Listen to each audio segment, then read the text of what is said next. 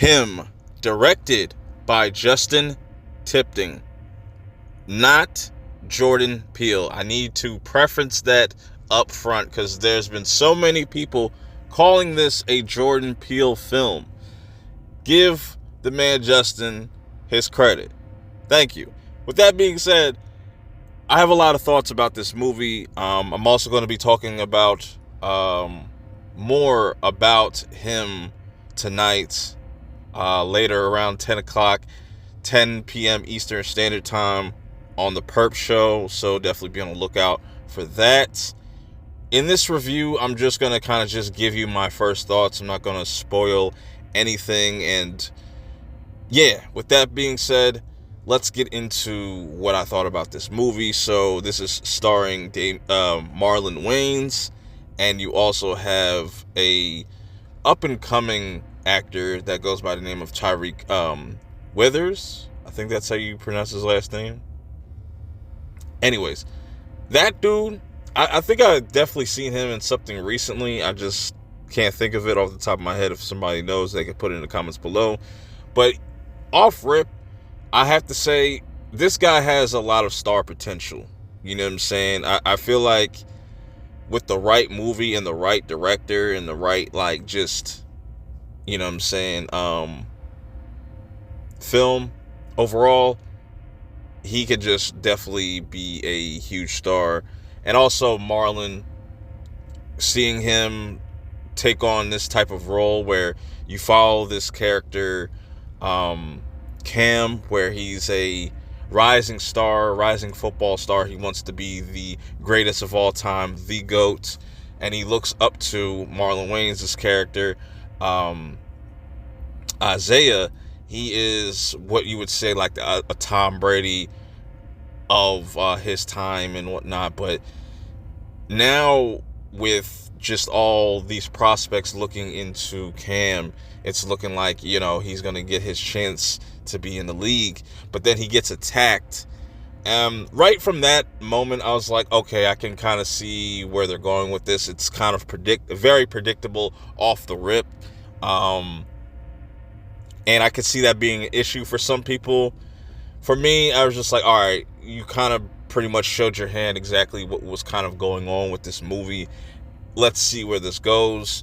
So after he gets injured and stuff like that, he's kind of, you know, doubting himself. A lot has kind of going on, and just people are kind of speculating, can he do it? Can he still perform at the highest level at the combine, or just, you know, but then his agent is able to get him in contact with Isaiah, and Isaiah's like, you know what, come out to my camp, come out to meet the Saviors. That's the team that he was on.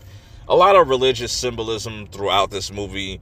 A little bit too much on the nose, to be honest. It's not really trying to hide it, the fact that, like, there's something demonic going on with Isaiah and within this camp. And as soon as he gets there, he's there for like 7 days, and that's how the movie is pretty much presented. Like, it's all these different title cards. The first day was fun. The second day was poise.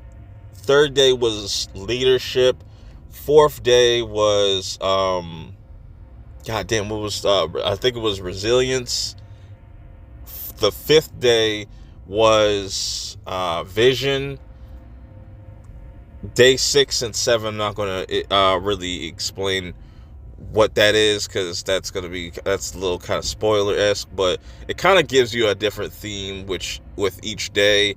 But by the time you got to the day 3, that's where it kind of took me out of the movie. I felt like it dragged a little bit too long. It spent too much time with these different kind of themes. I was kind of worried about Marlon going a little bit too over the top with this, like, cult leader type of character. It does get a little bit, like, cartoonish at times, but when he dials it back, that's where, like, he's really in his bag. And I appreciate that. You know, a lot of people aren't going to be a huge fan of that, or just, you know, think it's a little too silly. But I feel like he found like a good balance between the two. But Tyreek as Cam, I think he really kind of was really the standout.